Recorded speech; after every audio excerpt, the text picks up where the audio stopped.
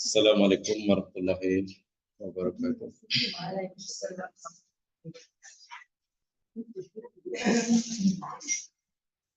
Alhamdulillah nahmaduhu wa nasta'inuhu wa natubu ilaihi wa nastaghfiruh. Na'udzu billahi min syururi anfusina wa min sayyiati a'malina. May yahdihillahu fala mudilla lahu wa yudlil fala hadiya lahu. Allahumma shalli ala Muhammad wa ala ali Muhammad. Raditu billahi rabba bi islami dina wa bi Muhammadin nabiyya rasulullah.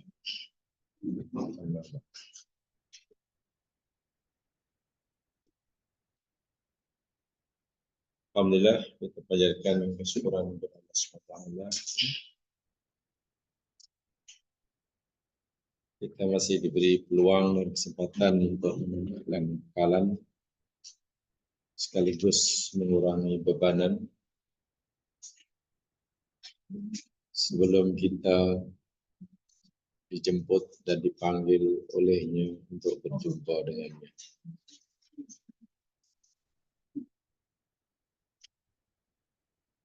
Insyaallah hari ini kita akan pelajari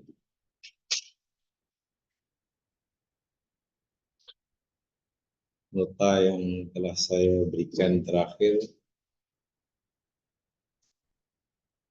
yakni Tadabbur Ali Imran ayat 183.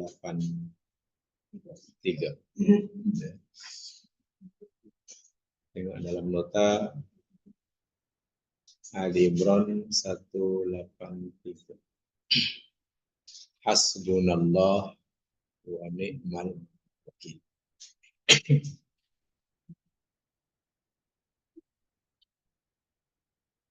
Sebagaimana tajuk-tajuk yang sebelumnya, tumpuan kajian kita ini lebih kepada perkara-perkara yang berkaitan dengan bagaimana cara kita meningkatkan kualiti ubudiyah kita. Saya pernah kata bahwa minggu lepas saya pernah kata sebenarnya kita tidak perlu terlalu sibuk, bukan tidak boleh, tidak perlu terlalu sibuk membuktikan kewujudan, keadilan, kekuasaan, kesempurnaan Allah Subhanahu wa taala sebagai pencipta. Bukan tidak boleh, tidak perlu terlalu sibuk untuk membuktikan bukti bahwa Allah itu maha adil, maha pengasih, maha sempurna. Kenapa saya kata begitu? Karena bukti kesempurnaan Allah itu sudah depan mata. Hanya masanya kita mau nampak atau tidak. Kan itu. Bukti itu sudah ada. Jadi kenapa mesti disibuk mencari bukti? Yakni alam dan isinya. Kalau itu apa yang perlu kita sibukkan diri kita ini untuk apa? Adalah kita lebih menyibukkan diri untuk membuktikan kehambaan kita kepada Allah. Itu lebih penting daripada menghabiskan masa yang lama bagi membuktikan kesempurnaan Allah. Sebab Allah dah terbukti sempurna. Bahasa yang sederhana, saya tadi buat hari. Tengok cili pun kita sudah nampak Allah tu maha kuasa. Kenapa nak cari jauh-jauh? Masalahnya kita mau tak mau, itu saja sebenarnya. Sedangkan bukti bahawa kita ni hamba ataupun bukan, itu belum ada mungkin. Bukti bahawa kita ni hamba Allah. Oh ya. Kalau kita ditanya katalah oleh malaikat lah oleh Allah. Ada kamu hamba kepada Allah sebagai hamba yang benar? Ya, ya. Berarti kita jawab iya. Lalu Allah tanya, apa buktinya? Buktinya.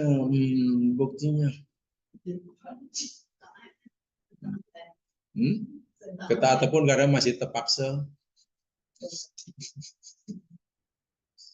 Iya, dan itu buktinya itu ada dalam hati. Oke, saya tanyakan banyak.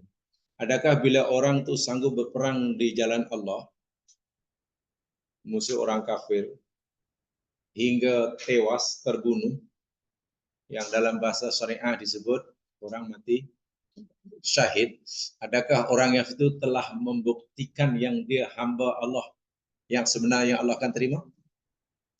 Jawabnya tidak kan? Tidak. Buktinya dalam hadis Bukhari ada orang mati syahid dicampak dalam neraka. Itulah jadi yang ada itu di dalam itulah. Jadi jangankan hanya sholat 5 waktu, jangankan hanya baca Quran, jangankan hanya puasa Isnin Khamis, sedangkan orang mati syahid pun jika hatinya tidak ikhlas, Allah kata, bukan hambaku.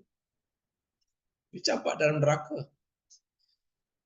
So, bila sebut kehambaan tu, subhanallah, itu sangat tinggi sekali. Sangat tinggi. Allah itu Tuhan kita, Maha Kuasa, dan bukti kekuasaan Allah, bukti keadilan Allah, bukti kesempurnaan Allah, itu sangat-sangat nyata dan jelas.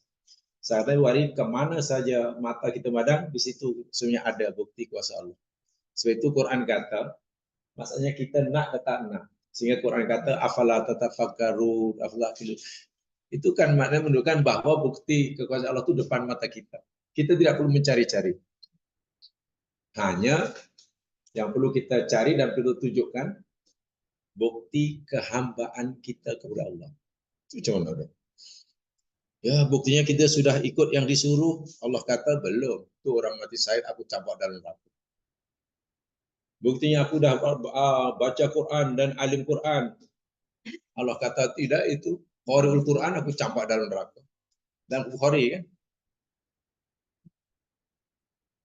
Bukti bahwa kami hamba, yakni kami telah infakkan ya Allah semua harta yang kau berikan di jalanmu. Allah kata tidak, itu ada orang dermawan aku campak dalam neraka. Kan ada 3 orang yang mula-mula diadili oleh Allah di akhirat dan ketiganya diputuskan sebagai ahli neraka kan. Bukan salah syahidnya, bukan salah membaca Qurannya, bukan salah karena dia dermawan. Hatinya yang salah. Allah kata semua kamu lakukan bukan karena aku. Kalau sudah macam itu gimana juga? So apa sahaja bila itu bukan karena aku, kata Allah, ya sudah. Ditolak. Sebab itu kajian kita, saya di mana lebih tumbuhkan kepada bab hati ini, bab ihsan. Sebab bagi saya bab iman, jamaah sudah khatamlah bab iman. Kan sudah belajar iman itu macam mana, Allah itu satu. Bahkan sampai sekarang, walaupun ada yang belum habis, sampai sekarang masih ada Allah itu macam mana di atas, di bawah, di atas aras itu apa. Oh sampai sekarang dah ketekak, belum habis tuh. Dan kalau itu satu kewajiban lah, kasihan mak bapak saya dulu tak faham langsung apa Allah istawa hingga mati. Bab iman yang paling basic kan meyakini bahwa Allah itu Esa kan, satunya zat yang maha disembah kan. Iman yang paling basic kan orang yang mengucapkan dan memahami kalimat la ilaha illallah. Sudah orang macam itu dan faham dan tidak syirik. Tapi sekarang ni akidah pun sampai paling kecil sehingga macam mana orang awam, macam mana orang yang jadi jangan terlalu menghabiskan di situ gitu maksud saya. Dalam bab syariah saya yakin jamaah sudah khatam. Macam mana solat yang betul, macam mana haji yang betul, macam mana puasa yang betul, macam mana wirid yang betul.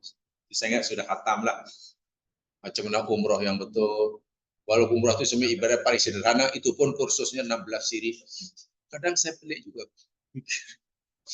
Umrah itu kan ibadah paling sederhana. Tapi khusus 16 siri, wahal pergi sana. Wahal pergi sana itu ada mutawif. Jadi bukan saya tak kata itu tak baik, tapi kenapa kita terlalu beria-ia sangat memperlukan masa yang sangat banyak untuk mempelajari sesuatu yang sebenarnya kita hanya perlukan sedikit masa. Kenapa kita tidak peruntukkan masa yang lebih untuk membuktikan yang kita ini hamba? Ubudiyah sangat penting sekali.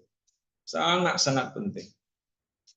Mungkin kalau jamaah ada yang tahu, saya sebenarnya sudah tak tahu lah siri yang keberapa, saya lupa. Mungkin dah 11 kalau tidak salah. Saya cerita tentang doa wal ibadah, sudah 11 siri gitu. Belum habis. Dan saya tak tahu berapa hari di situ, ya. Hari Senin. Ya, di sini. Tapi ialah yang baru buat tuh budak tuh buat kawan baru 3 siri aja. Wah, sudah 11 lebih lah 11 siri. Tajuknya sama. Karena betul-betul serasa bahwa baca kitab-kitab khasnya, dan kita itu bukan kitab asing, kitab dikarang oleh Imam Ibnu Taimiyah, dikarang oleh Ibnu Qayyim Al-Jauziyah. Jadi bukan, dan dua tokoh ini sangat-sangat bijak menguraikan tentang kehambaan diri seorang insan di hadapan dan Allah. Yang Nabi nyatakan ad-doa wal ibadah, kan? Doa itu adalah ibadah. Jadi doa itu identik dengan ibadah, sinonim dengan ibadah. Ibadah itu doa, doa itu ibadah. Mungkin kita bingung memahami macam mana doa boleh ibadah, ibadah boleh, kan beza kan? Tapi Nabi yang kata, bukan ulama yang kata. Doa itu adalah ibadah. Hakikat doa dengan hakikat ibadah itu sama betul. Dan sama betul. Sehingga kalau kita kaji baru kita paham, Masya Allah. Kalau begitulah yang dimasukkan oleh hadis Nabi tadi. Ya, mana kita belum berjaya membuktikan kehambaan diri kita di hadapan Allah. Walaupun kita sudah mengetahui kesempurnaan Allah. Nanti yang diterima oleh Allah macam mana? Adakah orang yang hanya mengakui kesempurnaan Allah tapi gagal membuktikan kehambaan dirinya? Agak-agak yang diterima oleh Allah. Di akhirat nanti yang diterima oleh Allah masuk surga, adakah orang-orang yang telah mengakui kesempurnaan Allah sahaja tapi masih gagal membuktikan kehambaan dirinya? Macam mana? Karena kedua-duanya kan telah mengakui kesempurnaan Allah, meyakini dan telah berjaya membuktikan kedua-duanya. Dan tidak mungkin orang dapat membuktikan kebenaran kehambaan dia di hadapan Allah kalau dia tidak mengakui kesempurnaan. Jadi dua-duanya saling melengkapi. Dan itu luar biasa. Ya, sebagai contoh yang sederhana lah ya Mas Kilan. Saya tak kata itu salah, tapi mungkin perlu kajiannya lebih. Kalau saya tanya adalah, apa tujuan Allah mencipta manusia? Ibadah kan? Ayatnya biasa dibaca. Wa ma khalaqtul jinna wal insa. Itu hafal semua kan? Jadi di mana-mana tuan-tuan bahwa tujuan Allah cipta kita ini hanya satu, jadi untuk ibadah ya'budun. Untuk ya'budun lah maknanya. Beribadah kepada Allah SWT. Pertanyaan saya, adakah ibadah itu yakni tujuan akhir dari penciptaan Allah? Tadi katanya Allah kata aku tidak ciptakan jin dan manusia kecuali untuk beribadah padaku, kata Allah dalam surah Al-Dzariyat itulah. Ya. Pertanyaan saya, kalaulah ibadah itu menjadi tujuan kenapa Allah cipta kita, pertanyaan saya balik, adakah ibadah itu tujuan akhir dari penciptaan kita? Atau jangan-jangan ibadah itu belum menjadi tujuan akhir? Agak-agak. Kalau jamaah mengkaji Al-Quran tidak. Ibadah itu bukan tujuan akhir. Sebab dalam Al-Quran surah Al-Baqarah, u'budu rabbakum, apa dia? Sembahlah ibadah oleh kamu kepada Allah. La'allakum tattaqun. Supaya kamu bertakwa. Coba cuma nanti. Ibadahlah kamu kepada Tuhan kamu supaya kamu bertakwa. Jadi tujuan penciptaan adalah untuk ibadah. Tujuan ibadah yakni untuk bertakwa. Sekarang, adakah bertakwa itu tujuan akhir? Belum juga, sebab dalam ayat yang lain ada firman Allah, ittaqullaha, takwalah kau kepada Allah, la'alakum tashkurun. Benda ini kadang tidak dikaji. Sehingga menurut apa yang saya pahami daripada dulu yang sekarang, tujuan akhir yang Allah cipta kita ini, yakni syukur itu. Hanya masalahnya syukur mesti difahami dengan betul. Tapi kalau syukur hanya dikatakan, ya syukur itu mana baca alhamdulillah. Syukur itu maknanya jemput orang suruh ke rumah lepas maghrib makan nasi ambeng lah. Itu masalahnya susah lah. Itu ada semua dalam Al-Quran. Dan seperti mana saya tadi, saya mengkajinya itu, maksud saya mengajak kawan untuk mempelajari sama. Dan itu luar biasa tuh. Kalau kita sudah berjaya barulah kita nanti terbukti, berjaya membuktikan kehambaan diri kita di hadapan Allah. Kehambaan diri kita. Semua orang pasti mengakui Allah Maha berkuasa. Allah Maha sempurna. Tapi belum tentu semua orang telah berjaya membuktikan kehambaannya. Baik, di antara orang yang telah berjaya membuktikan kehambaan dirinya, yang Quran akui lah. Ya, para nabi pastilah, kan? Para nabi pasti. Tapi contoh yang Allah berikan Al-Quran, Nabi Ibrahim contohnya. Nabi semua sudah percaya Nabi Ibrahim. Contoh kehambaan itu Nabi Ibrahim itulah. Coba apa yang Allah suruh kepada Ibrahim, yang Ibrahim tak nak buat, atau Ibrahim buat tapi bukan karena Allah. Coba apa? Tak ada kan? Tidak ada perintah Allah kepada Nabi Ibrahim yang Nabi Ibrahim tak buat. Mereka semua termasuk Allah suruh sembelih anak pun samin ata'na. Itulah hamba itu macam itu. Dan tanpa soal, ya Allah, kenapa kau suruh bunuh anak? Aku ni tak punya anak lama tuh, seorang aja tuh. Dan kalau aku sembelih nanti, apa kata orang? Itu tak ada dalam fikiran Ibrahim. Karena Allah suruh dia buat. Dia tidak melihat apa suruhannya, dia melihat siapa yang menyuruh. Betul-betul macam sikap malaikat Nabi Ibrahim ini. Allah suruh malaikat sujud hormat pada Adam. Malaikat tak lihat siapa dirinya, dia lebih senior, dia cerita dan Nur, Adam ni baru junior, dia baru adik bungsu. Kan Adam bungsu. Malaikat ini sulung, jin tengah, manusia Adam bungsu. Kan makhluk berakal yang diciptakan itu hanya ada 3.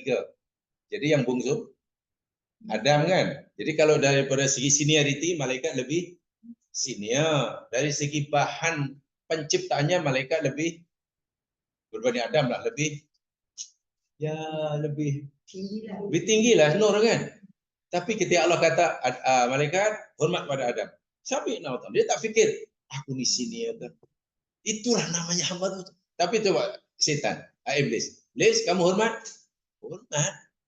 Aku ni senior tu. Ya Allah.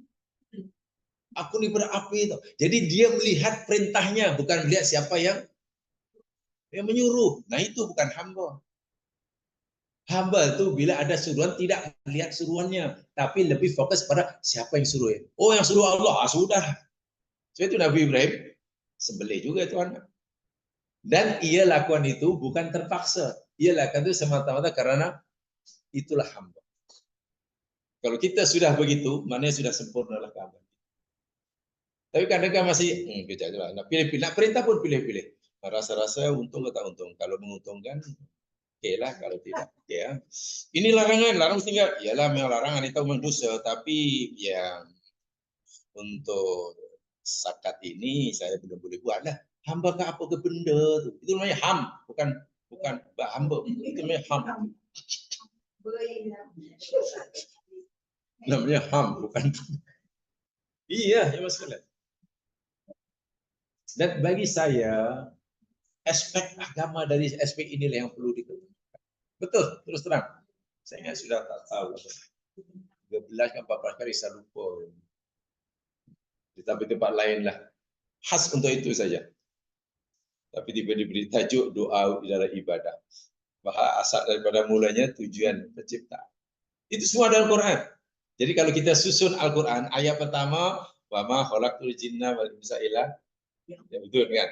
Aku tidak ciptakan manusia dan jin dan manusia kecuali untuk menyembah kan. Tapi ayat surah Al-Baqarah, ya ayuhan nas manusia ubudu rabbakum. Mana ubudu? Sembah oleh kamu akan Tuhanmu. Mana sembah aku lah kata Allah. La'alakum tattaqun. Supaya kamu So mana ibadah itu ada matlamat.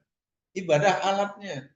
Matlamnya supaya kita bertakwa. Adakah takwa itu tujuan akhir? Juga tidak. Sebab dalam ayat yang lain Allah kata, ittaqullah. Takwalah kepada Allah. La'alakum tashkurun. Supaya kamu bersyukur. Bila syukur, kita akan jumpa ayat lain. Kenapa ya Allah engkau suruh syukur? Tak ada. Syukurlah kamu supaya aku. Tak ada. Dan patutlah ada ayat dalam Quran, wa qalilum min ibadiyas syakur. Apa artinya? Sedikit sekali hambaku yang kita tak akan jumpa dalam Al-Quran, dan sedikit sekali hambaku yang beribadah. Tak jumpa. Sedikit sekali hambaku yang bertakwa. Tak jumpa. Yang kita jumpai, sedikit sekali hambaku yang maknanya betul-betul mencapai maqam tertinggi. Syukur itu maqam tinggi. Maqam tertinggi itu syukur. Syaratnya syukur difahami sebagaimana yang semestinya lah. Tapi kalau syukur difahami, jemput orang makan nasi ambeng, ya lah. Masalah syukur tuh sudah kehilangan makna gitu lah. Syukur dalam bahasa agama, tapi difahami dalam bahasa kita sudah kehilangan makna yang sebenar. Sehingga seakan-akan syukur itu ibadah yang sampingan. Warga syukur itu matlamat akhir itu. Ibarat orang nak dekat pada Allah daripada ibadah, ta'abud namanya ta'abud, kemudian takwa, kemudian syukur. Syukur itu paling tinggi itu. Dah tak ada atasnya. Dah tak ada. Sehingga Nabi Ibrahim alaihissalam ketika patuh itu dah peringkat syukur. Peringkat syukur. Tapi kan syukur kita sering pahami sebagai terima kasih. Jadi macam apa ya? Macam istilah yang biasa kan? Syukur menjadi istilah yang biasa karena kita memahaminya syukur adalah berterima kasih. Syukur maknanya mensyukuri. Syukur maknanya ya syukur ya. Wah, makna sebenarnya tidak begitu. Jadi karena pemahamannya kurang tepat sehingga istilah syukur dalam agama sudah mengalami apa istilahnya? Istilah kami dahulu sudah cara pemahaman kita terhadap syukur sudah mengalami apa yang kami sebut dahulu masa belajar namanya distorsi makna. Distortion. Apa? Distortion makna. Maknanya tidak lagi seperti itu karena sudah mengalami distorsi. Distorsi kan distorsi kan?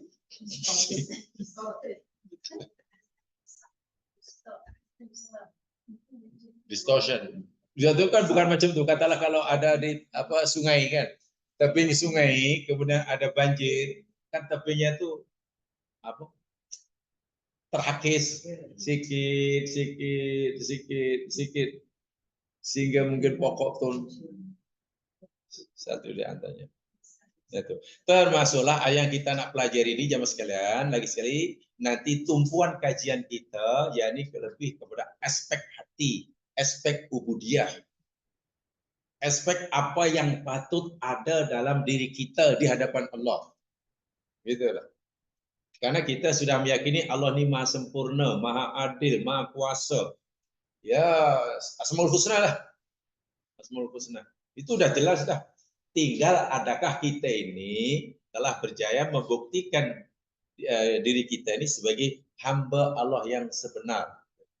Hamba Allah yang sebenar. Baik. Ali Imran 183 sampai ke dahulu hadis Nabi riwayat Al-Bukhari. So hadis Nabi nih. Hadis ya. Tengok dalam notanya. Hadis Bukhari daripada Abdullah bin Abbas radhiyallahu anhuma.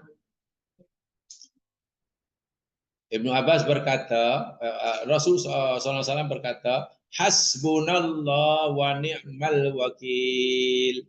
Terjemahan belakangnya apa?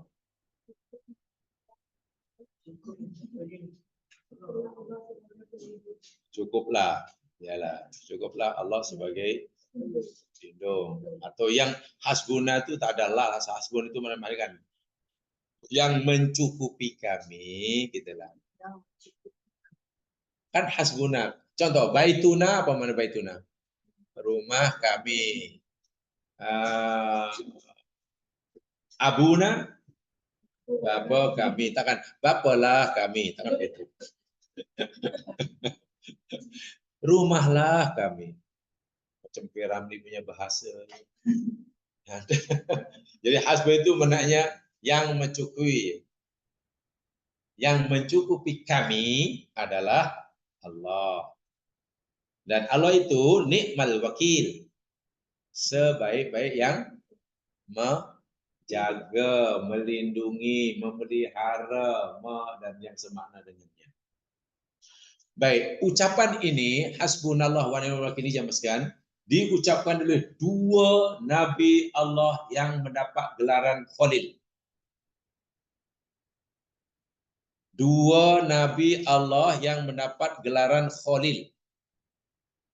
Sahaja yang pernah mengucapkan kalimat ini. So kalimat ini bukan sembarang. Azimat ini bukan sebagai jampi. Ini jampi yang luar biasa ini. Pertama, qalaha Ibrahim alaihissalam sallallahu alaihi wasallam hina ulqiya finnari. Pertama, ucapan hasbunallah wa ni'mal wakil diucapkan oleh Nabiullah Ibrahim ketika Nabi Ibrahim dicampak di dalam api oleh Namrus. Di mana tuh? Dulu dicampak di mana? Di Mesir kan, di Yerusalem? Mesir. Di Mesir atau Yerusalem? Ibrahim kita dicampak dalam api oleh Namrus. Ya? Di Babilonia. Ya, kawasan Irak lah sekarang. Ibrahim ini orang Babylon, orang Irak. Tapi berhijrah. Dia kata, inni dhahibun ila rabbi. Aku nak pergi menuju Tuhanku. Waktu itu Ibrahim dalam perjalanan ke Palestina. Kemudian pergi ke Mesir. Dakwah sana. Akhirnya istrinya dapat hadiah hamba abdi. Namanya Hajar. Hajar itu hadiah hamba yang dihadiahkan oleh penguasa Mesir pada Sarah, karena Sarah percaya dengan izin Allah mengobati pembesar Mesir yang sakit. Jadi hadiahnya seorang balik kemudian ke Palestina. Dan Sarah izinkan Ibrahim kawin dengan Hajar. Ibrahim pula hijrah ke Madinah, ke Makkah, karena tidak meninggalkan istri dan anaknya di sana. Sementara di situ kemudian balik lagi ke Palestina. Dan beberapa tahun kemudian balik ke Makkah. Itulah perjalanan Nabi ini. Mengembara ya. Jalan-jalan saja. Tapi bukan melancong ya. Dan berjalan kaki mah tidak ada naik kapal terbang. Naik kaki. Ya paling mewah unta lah. Atau jangan-jangan itu hanya keledai aja. Dan tak tahu bagnya ni apa brandnya, tak tahu lah. Brand apa. Jadi saya kadang membayangkan diri jam sekalian. Katakanlah masa itu sudah ada video kamera katalah. Lalu ada orang mengambil gambar pria Ibrahim pada Babilonia begini, berjalan. Dan sekarang ditayangkan agaknya Kita ingat akan cuman ya. Mungkin kita kata siapa lah kasihannya, lah orang macam cari apa lah macam itu. Jalan sana hanya untuk antar. Betul dia berjalan tinggal istri betul balik, zalimnya uang ni. Ya, bukan senang. Aduh. Hidup Nabi itu macam tu lah. Tapi ingat mereka ni hamba, memang hamba, bukan pekerja Allah, ya hamba. Dia bukan pekerja Allah, hamba. Sehingga memposisikan dirinya di hadapan Allah sebagai hamba abdi. Bukan memposisikan, mendudukkan dirinya di hadapan Allah sebagai pekerja. Bukan. Sebagai kawan karib. Bukan. Sebagai staf, jauh sekali. Sebagai majikan, lagi lah. Jadi hubungan dia dengan Allah, hubungan antara hamba dengan Tuhannya. Gitulah. Bukan hubungan yang istilahnya win-win situation, bukan. Jangan meletakkan diri kita, hubungan kita adalah seperti mana hubungan yang win-win situation, saling memerlukan. Kan? Jangan ya Allah kita perlukan Allah, Allah pun perlukan kita. Batal akidah kita nanti. Walaupun orang tak kata begitu, mungkin hatinya pernah terlintas begitu. Contoh, ya merasa ada orang mungkin merasa telah melakukan segala apa yang Allah suruh, merasa telah meninggalkan segala apa yang Allah tegak, merasa telah memberikan apa saja yang Allah minta, kan? Semua dah jadi orang baik lah. Tiba-tiba doanya pada Allah, permintaan pada Allah tak dikabulkan, umpamanya. Mungkin terlintas dalam hati, ya Allah, macam mana engkau ni? Apa yang kau minta, aku dah bagi. Apa yang kau suruh, aku dah buat. Sekarang kenapa pula aku minta kau tak bagi? Sebenarnya kau tak ada alasan untuk tidak bagi apa yang aku minta. Karena segala apa yang kau minta, aku dah bagi. Terlintas macam itu, batal sama sekali. Kita habis kehambaan kita. Karena kita merasa, apa ya? Merasa Allah perlukan kita. Gitulah. Kita perlukan Allah itu, ya. Tapi jangan sekali-kali kita fikir Allah perlukan kita. Ini masalahnya. Ya Allah, hambamu dah solat tahu. Hambamu dah, apa kita fikir Allah untung dengan kita solat? Inilah yang paling susah dalam agama. Menjaga itu. Menjaga itu. Pertama, Nabi Ibrahim ketika dicapai dalam api. Yang kedua, waqalaha Muhammadun sallallahu alaihi wasallam. Yang kedua, Nabi Muhammad SAW mengucapkannya bila hina qalu, ketika orang-orang kafir Quraisy berkata. Orang kafir Quraisy berkata kepada Nabi, lebih tepatnya orang bukan kafir, orang munafik. Orang munafik memberitahu kepada Nabi dan umat Islam sekembalinya sesudah peperangan Uhud. Kita tahu ya, peperangan Uhud umat Islam kalah teruk kan. 70 tentara Islam tewas, syahid. Ya teruk lah, berkata teruk lah. Jadi perang pun habis, usai. Nabi dan sahabatnya pun balik, orang kafir balik. Tiba ada orang munafik pula beritahu kepada orang Islam, pada Rasul dan orang Islam, hai kamu saudara kaum muslim, innan nas, semuanya manusia jadi maknanya orang kafir yang berperang itulah, tentara kafir yang baru mengalahkan orang Islam itulah. Qad jama'u lakum, orang-orang kafir yang baru mengalahkan kamu ini sekarang sedang jama'u lakum, berkumpul, bersatu padu semula, bergandeng bahu semula, menyusun kekuatan semula lakum untuk menghadapi kamu. Nak serang kamu lagi. Bayangkan. Fahsyauhum. Maka takutlah kamu akan mereka. Fazadahum imana. Lalu berita yang disampaikan oleh munafik pada orang mukmin ini bukan membuat orang mukmin takut, tapi malah menambahkan keimanan mereka. So, bayangkan ya, baru habis perang pula kalah, 70 orang tewas. Dikalahkan oleh orang kafir yang sangat kuat waktu itu. Tiba-tiba orang munafik menyebarkan satu isu, satu rumus, wahai orang mukmin, nih sekarang nih orang kafir sedang menyusun strategi lagi, mengumpulkan tenaga dan nak menyerang kamu bila-bila. Bayangkan berita ini kalau apa? Kalau orang tak kuat iman, ya kejutlah. Dahlah baru kalah, kekuatan tak seberapa, tiba si kafir yang baru mengalahkan dikatakan nak mau menyerang balik. Sebab itu nasihat orang munafik, takutlah kepada mereka, elok kamu menyerah jelah, angkat jelah, kibarkanlah bendera putih. Bendera putih.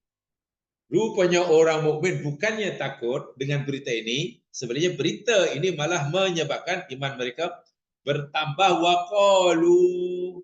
Dan orang-orang beriman termasuk Nabi hanya mengucapkan hasbunallah wa ni'mal wakil.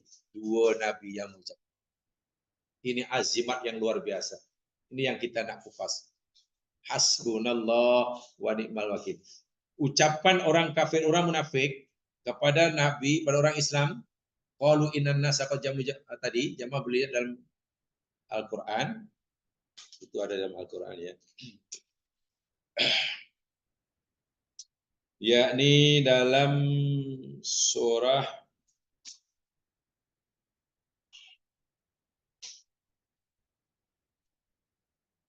Ali Imran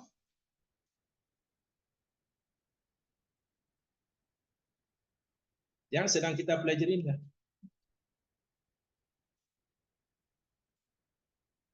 Ali Imran yang sedang kita pelajari.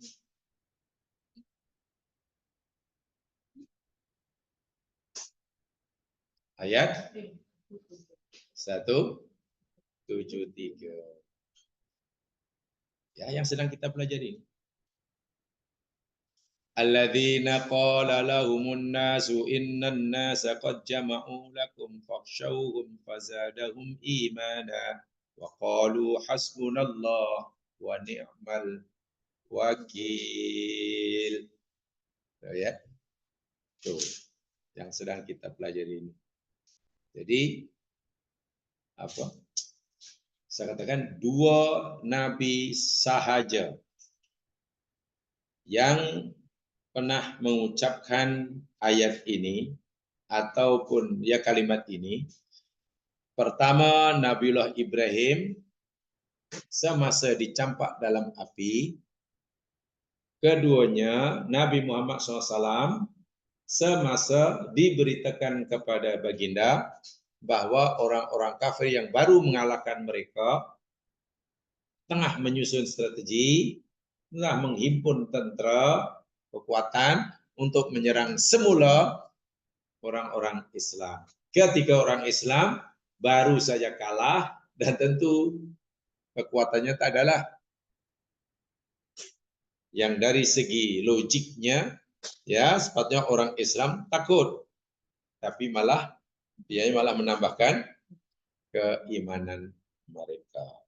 Baik, saya bacakan dahulu.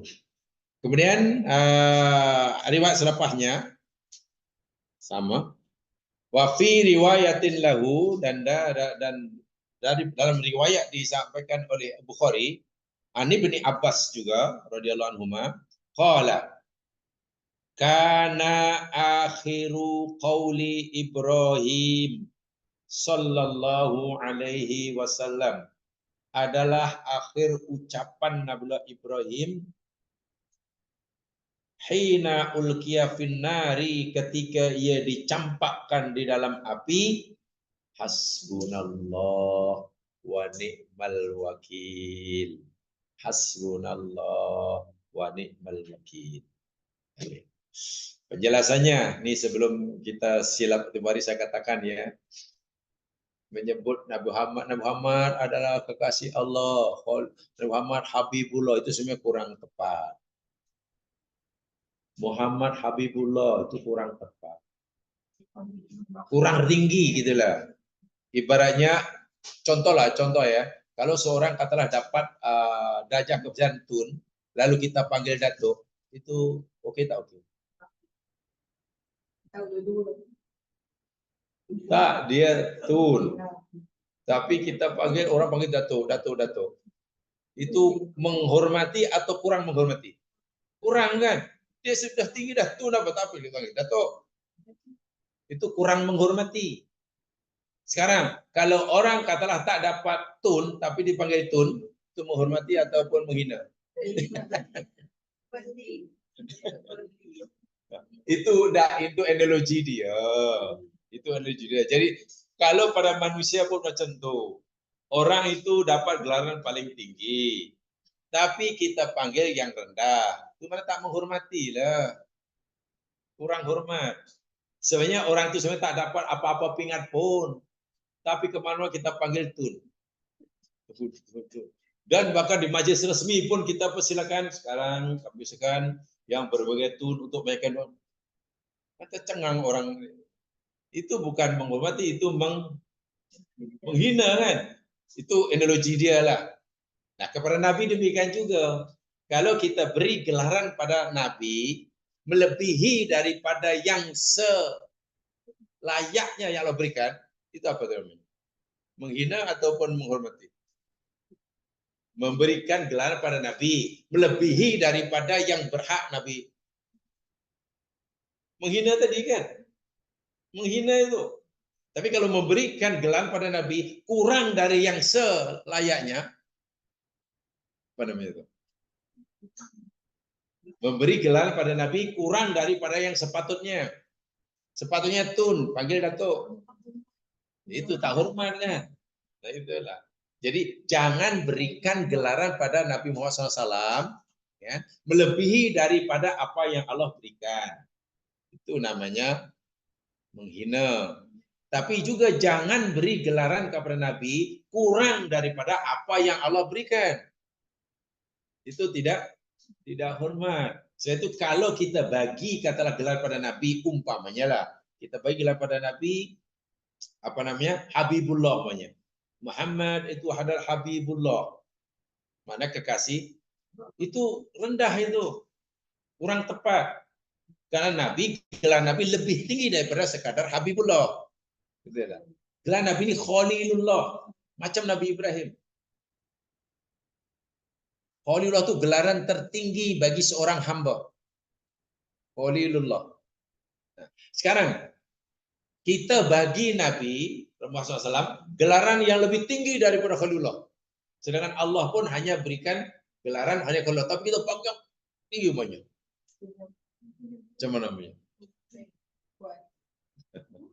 Ya man aludhu apa namanya ilaihi, wahai orang yang aku bersandar kepadanya ketika berlaku musibah menimpaku. Katanya. Itu boleh panggil itu macam. Kita panggil pada Muhammad seperti itu. Wahai manusia yang aku tidak bersandar kecuali kepadanya ketika berlaku musibah. Boleh? Tak boleh kan? Sebab bila berlaku musibah, kita mesti bersandar kepada Allah. Itu salah satu di antara kenapa pada masa Nabi masih hidup dipanggil Maulana tak mau. Karena Maula pada masa itu ya maknanya pelindung dan Maula itu Allah kan. Anta Maulana itu kan Allah. Jadi Nabi takut, Nabi khawatir sahabat yang panggil baginda itu Maula itu maknanya sahabat telah meletakkan gelaran yang melebihi dari yang Allah berikan. Sebab itu Nabi kata ana Abdullah wa Rasuluh la tatruni kama ataratin nasaral Isa. Kamu jangan hormati, muliakan, tinggikan aku sebagaimana orang Nasrani memuliakan Isa. Isa Nabiullah. Lalu orang saya kata tak, itu anak Allah. Itu tinggi sangat. Maula ya maulakum wa maulana Allah. Nabi kata. Maula kamu dan maula aku itu Allah.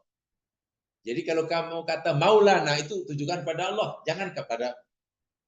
Sehingga Nabi tak suka, masa hidupnya tak suka. Tapi sekarang ada orang panggil maulana tak apa sebab niatnya menghormati umpamanya. Itu cerita yang lain, itu perbincangan yang lain. Jadi maksud saya, kita tidak boleh memberikan gelaran kepada Nabi melebihi daripada yang selayaknya sebenarnya Allah berikan. Itu namanya apa ya? Ya malah menghina lah, kan? Tak ada apa-apa pun dipanggilnya Tan Sri, cemana? Dan kita juga tidak boleh memberikan gelaran pada Nabi, panggilan pada Nabi lebih rendah daripada yang Allah berikan. Itu baru menghina. Jadi apa gelaran yang Allah berikan pada Nabi? Khalil. Gelarannya ya iyalah semua Nabi itu Nabiullah Rasulullah.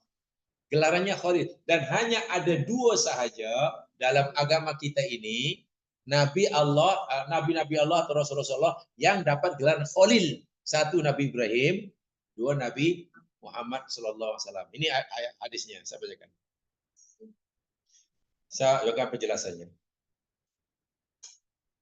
Qala al-alamatu Salih Ibn Utsaimin berkata, wa Ibrahim wa Muhammad, Ibrahim dan Muhammad itu alaihi salatu wassalam, huma khalilani lillahi azza wa jalla. Kedua-duanya adalah khalilani. Kedua-duanya adalah dua khalil. Khalil dua khalil. Khalilani. Jadi Ibrahim dan Muhammad itu keduanya adalah khalil bagi Allah. Untuk Nabi Ibrahim, Allah berfirman, wattakhadallahu Ibrahim khalila. Itu untuk Nabi Ibrahim. An-Nisa 1, 2, 5. Wattakhadallahu Ibrahim khalila. Apa dia? Dan Allah telah menjadikan Ibrahim sebagai khalil. Itu jelas ayatnya. Jadi Nabi Ibrahim khalilullah. Ayatnya jelas. Ini ayatnya. Kemudian waqala Nabi sallallahu alaihi wasallam, dan Nabi sallallahu alaihi wasallam pernah bersabda, innallaha, sesungguhnya Allah, qadit takhadhani khalila, sebab Allah telah menjadikan aku sebagai khalil, kamat takhadha Ibrahim khalila, sebagaimana Allah telah menjadikan Ibrahim sebagai khalil. Ini sabda Nabi. Jadi Ibrahim sebagai khalilullah berdasarkan Al-Quran. Nabi Muhammad sebagai khalilullah sabda Nabi sendiri. Sebagaimana Allah menjadikan Ibrahim sebagai khalilnya, Allah pun jadikan aku sebagai khalilnya. Khalil maknanya apa? Al-mahabbah, al-habib. Khalil itu maksudnya al-habib, kekasih. Alladzi balagat mahabbatuhul ghayata. Khalil maknanya mahabbah, kekasih, yang cintanya telah mencapai kemuncaknya. Khalil itu adalah mahabbah, cinta yang telah mencapai kemuncak cinta. Nah, ini mungkin masih awam ya bagi kita. Macam mana boleh kemuncak cinta? Adakah cinta di mana ada yang rendah, ada yang tengah, ada kemuncak? Ada pokok, ada macam bukit, ada kaki bukit, ada puncak. Iya, itu ada dalam kitab Madarijus Salikin dikarang oleh Ibnu Qayyim Al-Jauziyah. Di dalam kitab itu Ibnu Qayyim menjelaskan bahwa cinta hamba kepada Allah, kan kita ini cinta pada Allah kan, cinta pada Allah, itu ada 10 tingkatan. Itu tajuk lama lah, tajuk panjang, jadi hanya saya beritahu saja. Itu akan masa lama itu. Saya beritahu bahwa tingkatan cinta hamba kepada Allah itu ada 10 tingkatan. Yang paling rendah namanya alaqah. Alaqah itu paling rendah. Nomor 1. Yang paling tinggi, paling atas kemuncaknya khullah. Khullatun, kha lam ta. Khullah. Orang yang telah mencapai kemuncak cinta, yang namanya apa tadi? Khullah, orang yang punya cinta khullah atau yang cintanya telah mencapai khullah itu disebut khalil.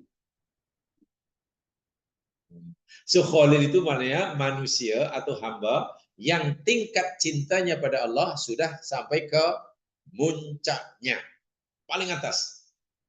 So itu Nabi Ibrahim dipanggil Khalil, Nabi Muhammad dipanggil Khalil karena cinta dua nabi ini pada Allah sudah mencapai yang tertinggi. Yang paling bawah sekali, rendah sekali namanya alaqah. Alaqah. Kalau diartikan secara harfiah, alaqah ini maknanya bergantung lah. Kan alaqah itu bergantung. Lalu dijelaskan oleh Ibnu Qayyim, cinta pihak alaqah ini begini jamaah sekalian. Bila setiap saat kita ini sentiasa ada hubungan dengan Allah, contoh nak makan ingat Allah, kalau tidak baca Bismillahirrahmanirrahim. Nak jalan Bismillahirrahmanirrahim. Nak jumpa kawan, sedang berniaga, ingat akan peringatan Allah, ada halal, ada haram. Nah, sedang berjalan-jalan, ingat peraturan Allah, ada dibolehkan atau tidak. Nah, hati sentiasa mengambil kira apa kata Allah. Kalau dalam kehidupan ini, setiap saat, dalam keadaan apapun kita, dimanapun kita, sedang apapun kita, sentiasa mengambil kira apa kata Allah. Allah akan kata dia hanya apa sebenarnya, ada berapa sebenarnya yang Allah kehendaki daripada kita? Ada berapa perkara yang Allah maukan daripada kita? Dua saja. Satu, iya, satu buatlah, dua jangan. Itu saja. Mana banyak sangat. Belajarlah sampai double PhD. Nanti dua itu. Yang permintaan Allah pada kita ini hanya dua. Satu, if'al, buatlah. Kedua, jangan buat. Itu saja. If'al dan la taf'al. Yang if'al itu mungkin adalah yang wajib, ada yang hanya sunat. Kan masuk if'al tuh. Yang la taf'al boleh jadi yang haram, yang makruh. Kan itu saya kan. Jadi bila dalam keadaan apapun, dimanapun, yang sedang apapun kita lakukan, kita sentiasa ingat ini. Oh, ini Allah suruh kita buat. Oh, Allah larang kita. Sentiasa ingat Allah. Kalau kita mampu begitu, ya sekalian. Hatta duduk seorang diri pun ingat Allah. Karena Allah sedang memandangnya. Kan? Allah sedang memperhatikannya. Sehingga dia tidak berani berbuat yang macam-macam. Orang yang hatinya seperti itu, sebenarnya dia telah mempunyai cinta kepada Allah. Tapi cinta paling bawah. Itu cinta paling rendah tuh. Namanya alaqah. Maksudnya apa? Jika kita tidak punya seperti itu, ya mana kita cintanya cinta auta. Ya, kalau kata Ibnu Qayyim, itu yang saya sangat minat akhir-akhir ini jamaah sekalian setelah dia belajar ini. Benar-benar ini perlu di-highlightkan dan perlu kita berikan utama dalam itu. Ibnu Qayyim Taimiyah kan biasanya dikenal sebagai orang yang sangat keras dalam akidah kan. Ya, anti syirik, anti memang betul. Ibnu Taimiyah dan murid Ibnu Qayyim terkenal sebagai orang yang anti bid'ah. Situ banyak orang ngutip Ibnu Qayyim kata dia lupa Ibnu Qayyim itu dari Ibnu Taimiyah di ujung usianya, ya bukan dari ujung sangat, mana di masa-masa apa? Tuanya lah. Lebih banyak mengarang buku dan kitab yang berkaitan dengan ihsan. Yang banyak berkaitan dengan ihsan, kaitan dengan akhlak, kaitan dengan tazkiyatun nafsi, kaitannya dengan qalbun salim, atau kaitan dengan apa saja terpulang akhlak. Atau ada orang lain misalnya ada kaitan dengan tasawuf. Dan buku Ibnu Qayyim yang betul-betul memang apa bukan kitab apa dipanggil apa fikah, bukan akidah, tapi betul-betul berbau tasawuf, berbau akhlak, berbau penyucian jiwa, namanya Al-Wabilus Sayyib. Kalau jamaah baca kitab beliau namanya Al-Wabilus Sayyib, pasti terkejut. Ini rupanya ini sudah sufi ini. Ya. Tapi karena kita ini mungkin diberi fahaman yang sekerat-sekerat, Sehingga istilah sufi, istilah tasawuf kan istilah yang paling menakutkan kan. Belum tasawuf pasti salah kan. Ini kesilapan kita yang menyampaikan. Tasawuf itu ada dua, satu tasawuf sunni, satu tasawuf bid'i. Tasawuf sunni, tasawuf yang ikuti sunnah. Tasawuf ini tasawuf yang menyeleweng. Bila sebut tasawuf sufi lalu tergambar orang duduk di bilik gelap, baca sampai nari, ya memanglah seakan-akan bila sebut tasawuf itu jadi suatu yang salah semuanya. Bukan begitu. Hasan al-Basri itu tokoh tasawuf. Sufyan as-Sauri itu ulama tabi'in luar biasa itu. Abu Dzar al-Ghifari itu ini pengamalan sufinya sangat tinggi. Tapi masalahnya sekarang ini bila sebut sufi seakan-akan satu nama yang apa ya? Sufi atau tasawuf jadi satu istilah yang ya macam kapitalisme, komunis, akan macam itu. Itu salah besar, salah besar.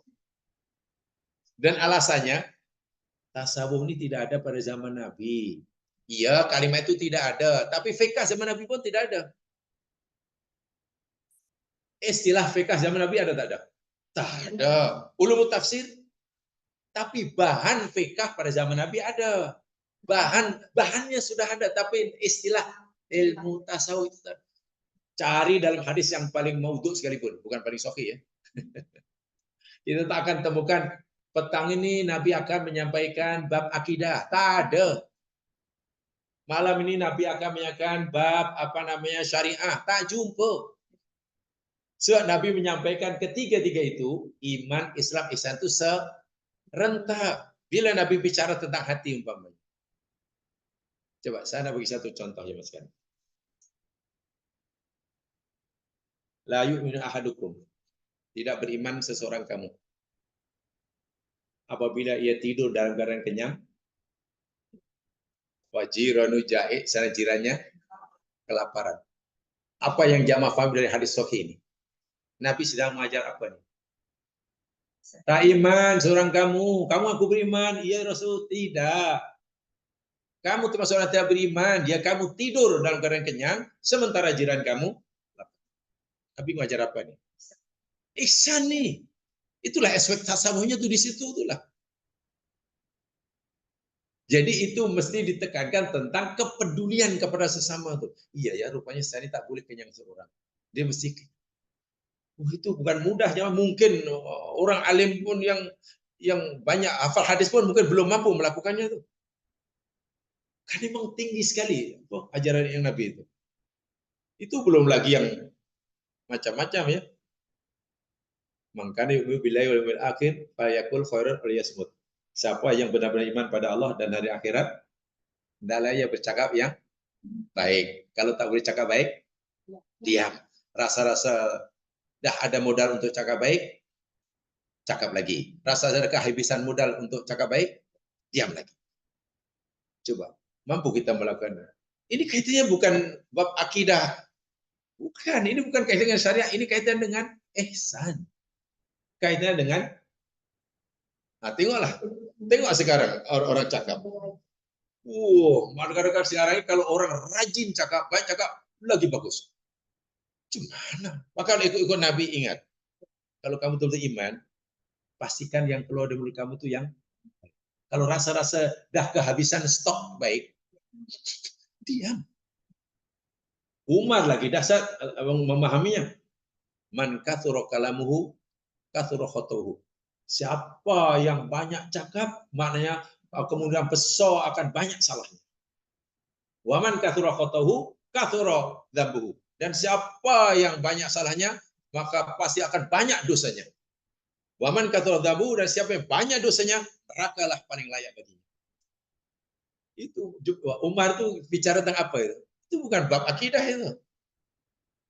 Ucapan Umar itu bukan bab akidah, bukan bab syariah. Itulah bab ihsan. Jadi kalau orang sahabat Nabi di hidup hari ini, zaman sekarang, lalu tengok dalam YouTube, gue terus mati balik. Kenapa orang Islam macam itu? Karena kan cakapnya tengok, Allahu Akbar, serang sana, serang sini, hina sana, hina sini,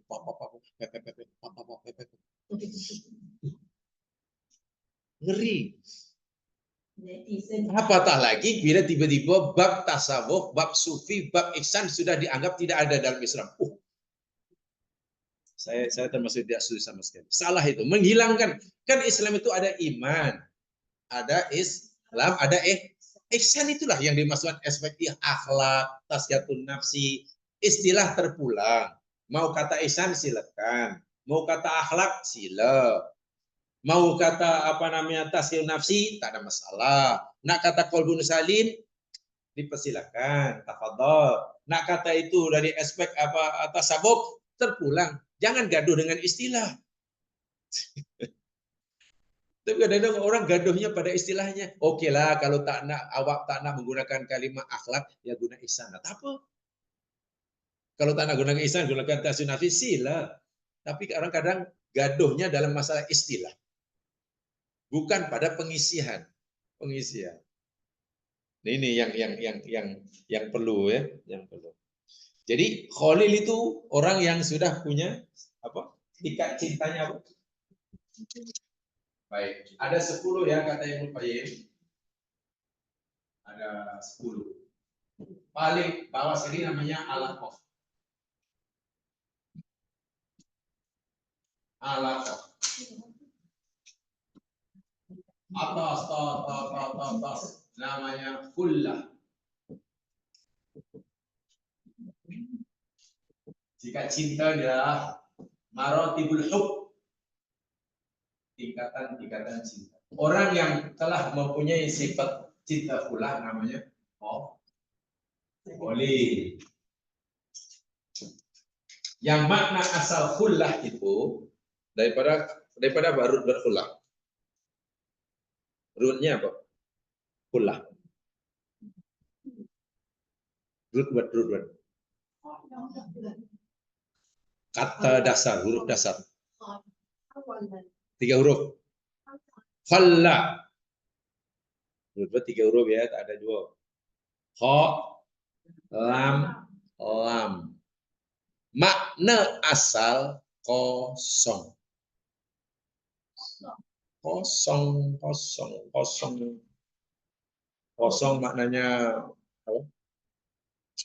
Kosong lah. Hampa ya, kosong itu hampa ya. Hampa kosong. Bukan. Empty. Kosong lah. Ya. Jadi macam mana apa orang yang telah mencapai kemuncak cinta dipanggil kullah, sedang kullah daripada kata kosong, dan orang yang bilang Khalil ini. Ini hubungan cinta ini masuk hubungan siapa dengan siapa tadi? Hamba dengan Allah kan, Abdul dengan ya kan, ini cinta kan. Jadi cinta hamba dengan kepada Allah ini ada bertingkatan. Cintanya ada 10. Ini kaitan dengan hubungan antara kita dengan. Pertanyaannya, adakah hubungan kita dengan Allah sebagai hamba ini masih adakah sekatan-sekatan atau sudah tidak ada penghalang-penghalang? Pertanyaan saya, adakah bagi orang seperti kita cinta kita pada Allah ini masih ada tak yang menghalang-halangi? Sehingga kita cinta Allah ini tidak sepenuhnya. Betul kan? Masih banyak penghalangnya kan? Orang khullah, yakni orang yang antara dia dengan Allah, cintanya sudah tidak ada penghalang. Kosong. Tak ada penghalang. Ibrahim ini orang yang mencintai Allah sudah cara total lah. Ketika putranya lahir, namanya Ismail kan? Maka Nabi Ibrahim sudah ada rasa cinta pada Ismail kan? Pasti seorang ayah, dan tak salah. Memang tidak salah. Mencintai anak di keluarga itu tidak salah, Quran cerita. Tapi Allah nak uji Ibrahim. Namanya Ibrahim ini dah ada anak, dah mencintai anak. Jangan-jangan nanti karena cintanya pada anaknya, cintanya pada aku sudah Kurang. Allah kata, sembelih anak kamu. Bukan dibunuh ya, sembelih bahasa Qurannya. Itu kejam atau tak kejam dia? Kejam. Kalau semalam jiran saya sembelih lembu, kejam tak kejam? Jiran saya semalam sembelih lembu, kejam? Jiran saya semalam bunuh lembu, kejam. Semalam ada surat khabar, ada orang tua bunuh anak, kejam tak kejam? Kejam. Semalam dalam surat khabar ada orang tua sembelih anak, lagi kejam. Betul. Tapi Allah gunakan, bukan Ibrahim bunuh anak kamu, tak, sembelih. Dari si perintah itu pun akal dah tak mampu nak paham kan? Cuma Rasul sembelih itu kasar, dia itu anak. Tapi lagi sekali, Ibrahim tak mahu, Allah pun tak nak. Cinta Ibrahim dengan Allah ini ada penghalangnya. Ada penghalangnya. Karena Ibrahim waktu itu sudah ada rasa cinta pada anaknya. Adakah cinta Ibrahim pada anaknya ini Ismail ini akan menjadi penghalang cintanya kepada aku, kata Allah, jika aku suruh mengorbankannya? Maka Allah suruh Ibrahim sembelih. Betul rupanya Ibrahim sami'na wa ta'ana, sembelih ya. Walaupun akhirnya Allah sendiri menghentikannya. Bermakna penghalang satu-satunya antara Ibrahim, cinta Ibrahim dengan Allah, penghalang satunya yakni kewujudan kelahiran Ismail. Itu pun oleh Ibrahim telah dikorbankan. Maknanya ada tak lagi yang menghalangi cinta Ibrahim dengan Allah? Tak ada. Cinta pada anak pun sudah dikorbankannya. Cinta pada keluarga pun sudah dikorbankannya. Cinta pada orang tuanya dikorbankannya. Bahkan dirinya sendiri, manusia kan sangat mencintai diri sendiri kan. Ibrahim telah mengorbankannya, ini rela dibakar kan. Maknanya sudah tidak ada penghalang. Sebab itu cinta Ibrahim namanya khullah. Satu-satunya menghalangi Ibrahim waktu sebab tanah air sudah dikorbankan. Ibrahim orang berbeda lari. Orang tua keluarganya sudah dikorbankan. Kan dihalau oleh orang tuanya. Semata-mata karena Allah kan. Dikorbankan keluarganya. Contohnya Hajar dan Ismail ditinggalkan. Dirinya sudah dikorbankan, sudah dibakar. Tinggal satu, Ibrahim punya cinta pada Ismail ini. Adakah dengan cintanya pada Ismail ini akan menghalangi cintanya pada aku? Jangan-jangan nanti terhalang, menjadi kurang. Daripada 100% menjadi 80%. Allah kata, Ibrahim, sembelih itu anak kamu. Ibrahim korbankan satu-satunya penghalang. Sehingga cinta Ibrahim dengan Allah sudah tidak lagi sesuatu yang menghalangnya. Cinta hamba kepada Allah yang tidak ada penghalang, itu adalah cinta khullah, orangnya khalil. Kalau Ibrahim punya satu penghalang yang sudah dikorbankan, namanya Ismail, barangkali kita, orang kita, masih banyak puluhan dan ratusan Ismail yang belum kita korbankan. Ismail di sini jangan mas kalian ya, saya sampaikan Ismail yang makna filosofinya. Ismail jangan hanya difahami sebagai anak ya. Makna di sebalik pengorbanan itu yakni apa saja yang menghalangi seseorang manusia mencintai Allah. Bila Allah suruh banyak alasan untuk mengelak. Itu Ismail itu. Jangan kamu rasuah. Ini larangan, mesti tinggal. Lalu cari alasan untuk melanggarnya. Iyalah kalau saya tak rasuah, saya susah ya Allah. Saya mesti. Inilah. Bila kita cari alasan untuk membolehkan kita melanggar larangan Allah, atau kita cari alasan untuk meninggalkan perintah Allah, itulah namanya Ismail.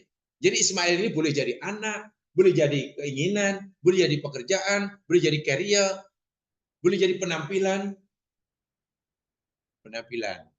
kan. Yalah, kalau ikut Al-Quran, ikut Nabi kan suami apa laki atau perempuan berpenampilan muslim dan muslimah, kan? Menutup aurat. Tiba-tiba, iyalah kalau aku menutup aurat nanti susah aku nak berlakon. Sebab peluang berlakon ini bukan selalu ada. Jadi kalau saya tolaklah untuk mewakili Malaysia menjadi Miss World, karena saya tak mendapatkan aurat, salah. Akhirnya perintah Allah, larangan Allah dilanggar, Karena apa? Karena ingin mengikut apa namanya pertandingan Miss World. Nah inilah keinginan untuk itulah namanya Ismail bagi orang itu. Kenapa lebih mencintai populariti daripada jadi Ismail kita ini berpuluh-puluh jam sekalian. Ya ini yang perlu kita sedarkan diri kita. Itulah saya maksudnya buktikan keambaan kita. Ibrahim sudah tidak punya lagi penghalang. Apa penghalangnya ya? Apa? Coba kalau kita renungkan, apa yang Ibrahim belum korbankan? Apa yang Allah berikan pada Ibrahim yang Ibrahim belum korbankan untuk menunjukkan ketulusan cintanya pada Allah? Tidak ada. Baca kisahnya daripada zaman muda hingga ketua. Hingga dia usai membina Ka'bah sebelum Ibrahim. Tidak ada. Nabi Muhammad demikian juga. Sebab memang Allah ini tak maulah antara dia dengan hamba ini ada penghalang-penghalang. Sebab itu Ibnu Qayyim kata, kalaupun Anda tak mampu kholah, ya paling bawah namanya Allah kau. Itu ada 10 tuh. Jadi kalau Allah kau tidak, mananya lah cinta apa? Allah itu jadi orang yang hatinya sentiasa bergayut dengan Allah. Tadi lah buat ini ya Allah, oh tak boleh. Sentiasa ingat. Walaupun mungkin masih banyak sekatan. Dan hanya 2 orang saja yang telah mencapai cinta kullah. Orangnya Khalil. Satu Ibrahim berdasarkan firman Allah An-Nisa 125. Yang keduanya Nabi Muhammad SAW berdasarkan hadis ini. Hadis Sahih Muslim nih ya. Yakni sampai saya teruskan. Khalil adalah makna al-habib, kekasih, alladzi balagat mahabbatuhul ghayah. Yang telah mencapai, yang cintanya telah mencapai ghayah. Ghayah itu kemuncak. Apa ya? Kemuncak ya, ghayah. Maknanya batas akhir lah. Batas akhir. Dah akhir lah. Wala na'lamu anna ahad wala na'lam anna hadan wusifa bihadzal wasfi, dan kami tidak mengetahui bahwa seseorang akan diberi sifat dengan sifat ini illa Muhammadan sallallahu alaihi wasallam wa Ibrahim. Di kami kata Ibnu Utsaimin lah, kami tidak mengetahui bahwasanya ada seseorang yang diberi sifat dengan sifat ini, yakni Khalil, kecuali Muhammad SAW dan Ibrahim. Fahuma al-Khalilani. Kedua-duanya adalah Khalil. Jadi bukan Habib. Kalau Habib itu rendah bagi Muhammad. Habib itu nomor berapa ada lah. Mahabbah. Ini antara inilah. Antara apa? Ya. Ya, kalau pada zaman Nabi tak suka. Hanya ulama berbeda pendapat sekarang nih. Ada yang mengatakan, ada yang satu apa? Ada 3 paling tidak. Pertama, straight, karena Nabi tak suka tidak boleh sama sekali. Itu pertama. Yang kedua terlalu longgar. Yang tadi terlalu ke kanan, yang ini terlalu ke kiri atau sebaliknya. Boleh dalam keadaan terpulang, terserah, bebas. Yang ketiga tengah-tengah. Jika salawat itu dalam salat yang Nabi ajarkan, jangan tambah Sayyidina. Tapi bila salawat itu selain yang Nabi ajarkan, kita sendiri yang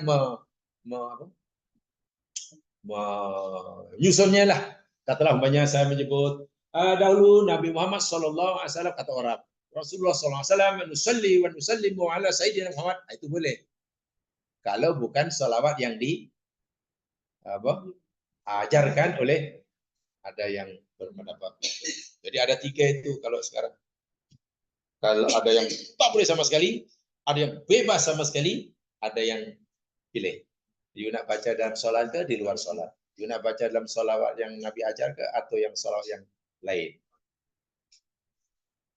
Baik, ini hadisnya. An Jundub bin Ibni Abdillah.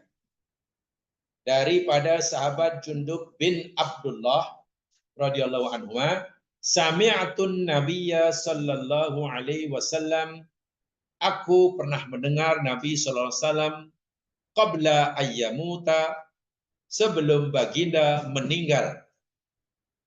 Sebelum baginda meninggal, bi khamsin 5 perkara. Aku mendengar 5 perkara dari Nabi sebelum baginda wafat. Apa 5 perkara itu? Ini kata Jundub bin Abdullah ya. Wa huwa yaqul. Nabi bersabda. Pertama, inni abra'u ilallahi ayyakuna li minkum khalilun. Itu yang pertama. Ada 5 perkara, kata Jundub bin Abdullah, yang aku dengar pada Nabi sebelum baginda wafat. Yang pertama, inni abra'u ilallahi ayyakuna li minkum khalilun. Yang pertama, yakni Nabi pernah bersabda, aku berlepas diri. Mana Nabi tak terlibat. Berlepas diri pada Allah Subhanahu wa taala bahwa aku mempunyai khalil daripada kamu. Sehingga sepanjang hayatnya Nabi tidak pernah menjadikan seorang pun dari sahabatnya sebagai khalilnya, gitulah. Sebaliknya Nabi menjadikan semua pengikutnya sebagai sahabatnya. Itu satu. Walaupun nanti ada dalam hadis yang lain, kalaulah Nabi pernah kata, kalaulah aku dibenarkanlah oleh Allah menjadikan salah seorang sahabat sebagai khalilku, macam Allah menjadikan aku dan Ibrahim sebagai khalilnya, aku akan jadikan Abu Bakar sebagai khalilku. Itu jika Allah benarkan. Tapi karena Allah tak benarkan, Nabi pun tak buatlah. Itu satu. Maknanya Nabi tidak punya khalil di kalangan sahabatnya. Itu satu.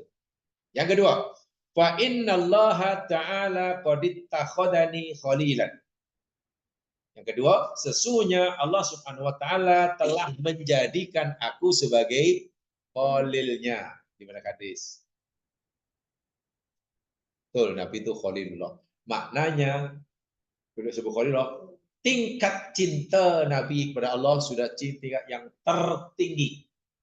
Sehingga tidak ada lagi penghalang, sesuatu yang dapat menghalangi cinta Nabi. Contoh aja mas sekalian ya. Mampu kita agak-agak berkata seperti Nabi kata dalam satu sirah, walaupun sirah itu ada yang mengatakan yang lain tidak kuat, tapi kebanyakan pengkaji sirah melewatkannya.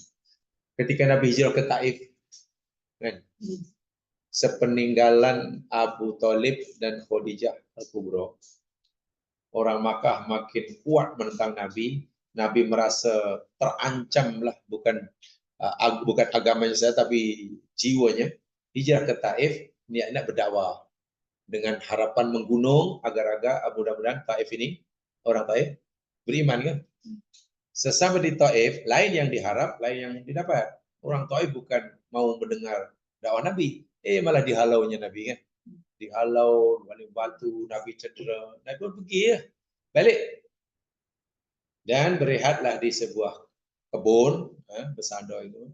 Dalam keadaan yang sangat sedih, nak kemana, nak pergi Taif, orang balik batu, nak ke Makkah, orang halau. Siapa lagi nak ini? Dalam keadaan yang sangat teraniaya dari ini, tiba-tiba malaikat Jibril datang, memperkenalkan Malakul Jabal.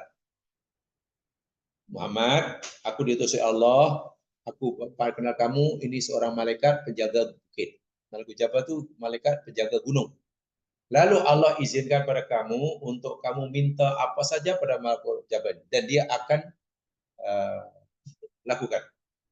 Kalau kamu mau Malakul Jabal ini mengangkat bukit Taif lalu dihempapkan kepada mereka, dia pun akan lakukan. So malaikat pun mana setujulah kalau Nabi kalau orang Taif ini dihancurkan saja.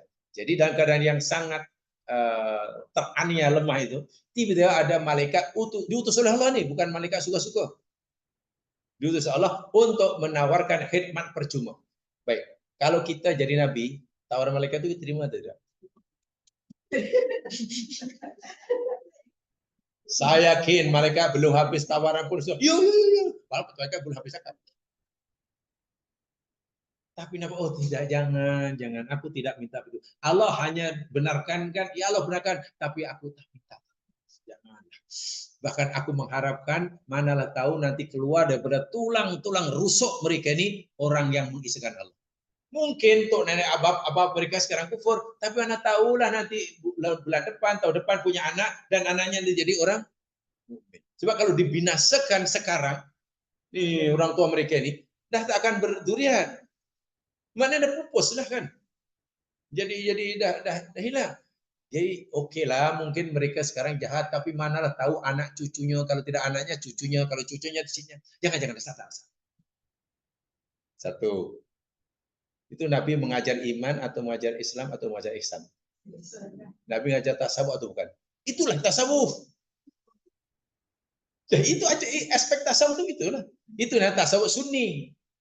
Tapi sebut tasawuf masuk kemudian sebut orang apa tarikat duduk di gua lalu nari-nari, ya memang sesat dah. Memang dalam dunia tasawuf ada yang sesat, tapi jangan hanya karena ada yang sesat kemudian semuanya wah itu bahaya. Sangat bahaya. Bahkan dalam ahli sunnah sendiri pun tengok pergaduan. Ahli sunnah ada gaduh, saling menyesatkan bahkan. Bahkan sekarang dari apa dipanggil, saya pikir mana ya kita ini arahnya nanti. Semua mendapat ada ahli sunnah wal jamaah kan. Contoh di Malaysia yang negara yang kecil inilah, yang hanya secuek ini.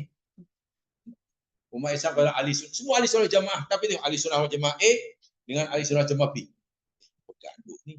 Kenapa dia merasa satu ahli jamaah, yang ini pula ini salah. Dan tak habis-habis itu. Ya Allah ya Tuhan. Hingga peringkat sampai tak boleh lah sebenarnya gitu ya. Itu. Dan selepas itu apa doa Nabi? Ya Allah, kemana lagi lah engkau nak putuskan diri ke ini? Engkau nak antar aku ke tempat yang jauh, yakni Taif masanya, mereka menghalau. Kalau engkau nak kembali aku ke Makkah, tempat yang dekat, mereka akan menguasai urusanku. Tapi wa illam yakun dzalika ghadabun li alayya, ya Allah, jika semuanya itu tidak menimbulkan kemurkaanmu kepadaku, maknanya aku dibaling batu oleh orang Taif kah, aku diusir oleh orang Makkah kah, selagi selama itu tidak menyebabkan engkau murka aku ya Allah, fala ubali, aku tak kisah. Mampu kita ketahui itu. Maksudnya, ya Allah, sesusah apalah, ya, susah manapun diri aku ini sebagai Rasulmu, dihalau orang kah, dipukul orang kah, dihina orang lah, disakiti orang, di apa saja lah, asal engkau tak murka ya Allah, aku tak kisah. Itulah kemuncak takwa, itulah kemuncak mahabbah, itulah sufi yang diajar oleh Nabi. Kita mungkin baru dikata orang pun melenting, balas sampai berpuluh-puluh, macam mana? Dan yang dikatakan oleh yang dimusuhi Nabi bukan orang Islam tuh, orang apa? Orang kafir kan?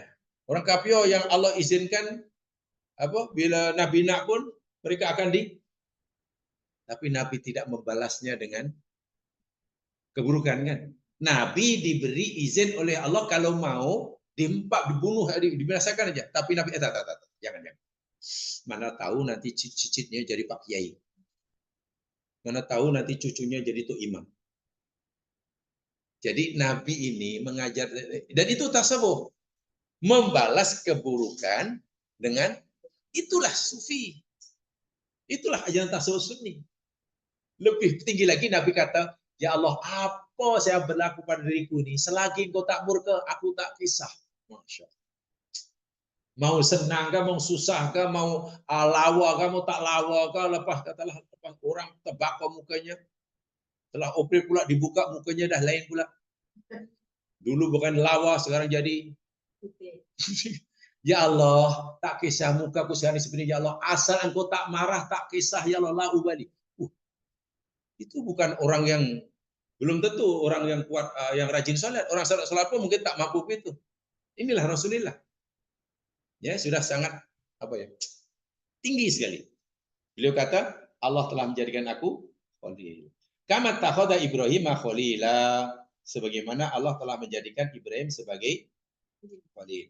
Yang ketiga, walau kuntu muttakhidan min ummati khalilan lattakhadtu Aba Bakrin khalilan. kalaulah seandainya aku dibenarkan menjadikan seorang daripada umatku khalilku, niscaya aku telah menjadikan Abu Bakar sebagai khalil. Tapi Allah tak izinkan. Jadi menurut pertimbangan Nabi, kalaulah Allah benarkan, sahabat Nabi yang paling layak, paling sesuai untuk Nabi jadikan khalil Abu Bakar lah. Tapi Nabi tidak lakukan karena Allah tak benarkan. Jadi kalau Abu Bakar pun tak dilayak jadi khalil Nabi, Allah, karena Allah tak benarkan. Khalil itu apa ya, gelaran yang tertinggi yang masih yang diberikan oleh Allah pada dua nabinya ini. Kemudian yang ketiga, keempat. Ala wa inna man qablakum man kana qablakum kanu yataqiduna kubur anbiyaihim wa salihihim masajid. Masajid. Ketahuilah, sesungguhnya orang-orang sebelum kamu, mereka telah menjadikan kubur-kubur para nabi mereka dan kubur para orang soleh mereka sebagai masjid.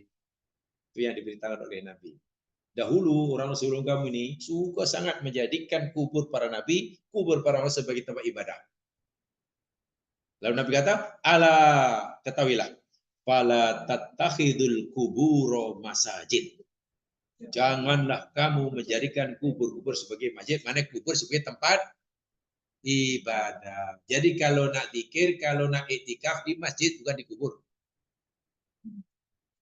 Di sini mungkin tak ketara dan tidak ada lah. Tapi Indonesia zaman sekarang Allah ya.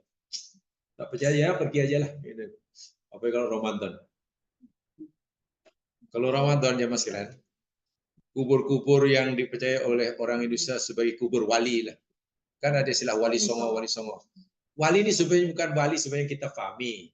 Kalau pengertian yang sebenarnya kami pelajari dahulu dalam sejarah, wali itu benar pendakwah.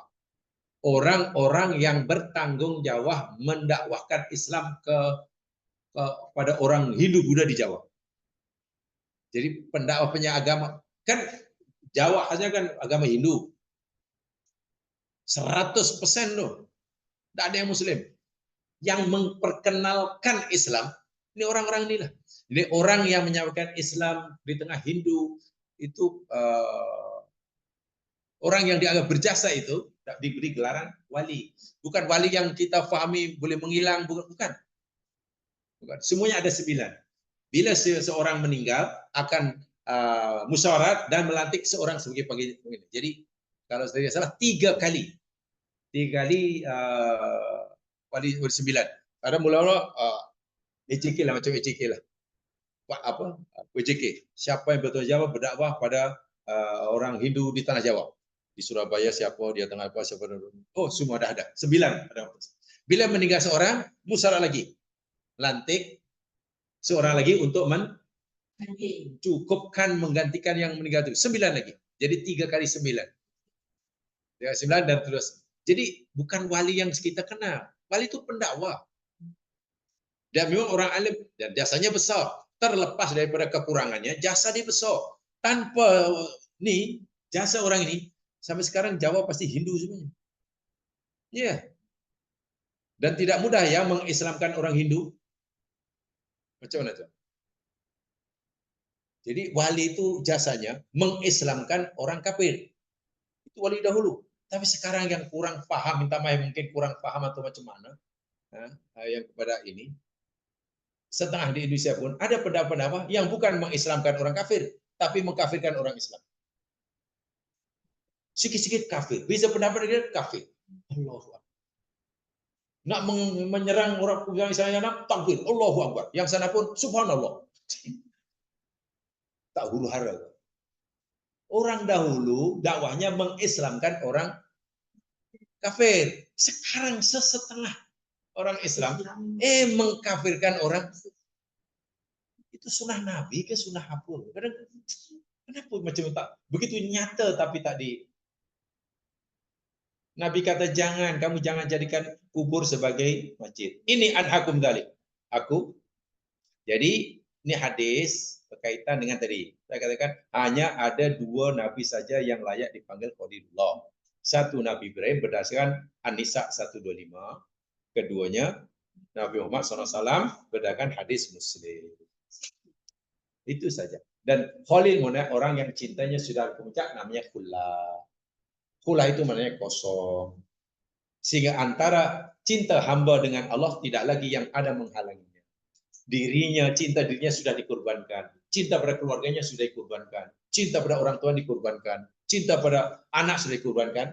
Jadi semua dikorbankan semata-mata karena Allah. Itu namanya khullah. Sebab itu makom Nabi, kalau sebut Nabi semua Khalilullah. Khalilullah Muhammad sallallahu alaihi wasallam. Itu lagi bagus. Bukan Habibullah itu rendah sangat. Macam Ibrahim. Untuk Nabi Musa pun tak Khalilullah kan? Kalau Nabi Musa apa? Kalimullah kan? Kalimullah. Untuk Nabi Isa? Allah. Ya, untuk Nabi Isa Allah. Ruhul. Oh. Nabi Isa Ruhul. Oh. Itu ada apa nama yang telah diberikan. Jadi dan itu menunjukkan kemuliaan masing-masing. Sementara itu saja, saya hanya menyampaikan hasbunallah wa ni'mal wakil hanya diucapkan oleh 2 nabi yang mendapat makom tertinggi. Makomnya yakni Khalil kan. Ini bermakna hasbunallah wa ni'mal wakil ini merupakan satu ucapan yang bukan sembarang ucapan lah, masa begitulah. Karena diucapkan oleh orang yang paling tinggi cintanya pada Allah. Untuk memudahkan pemahaman, hasbunallah wa ni'mal wakil ini bukan sembarang mantra. Ini mantra yang paling bukan sembarang jampi. Ini jampi yang hyper lah, bukan super ya lah. Hyper jadi itu maksudnya ya. Jadi insyaallah nanti kita akan pelajari sama apa sebenarnya rahsia dan maksud hasbunallah. Saja mudah-mudahan diberkati. Subhanakallahumma wa bihamdika asyhadu an la ilaha illa anta astaghfiruka wa atubu ilaik. الذين آمنوا بالصالحات تواصوا بالحق وتواصوا. السلام عليكم ورحمة الله.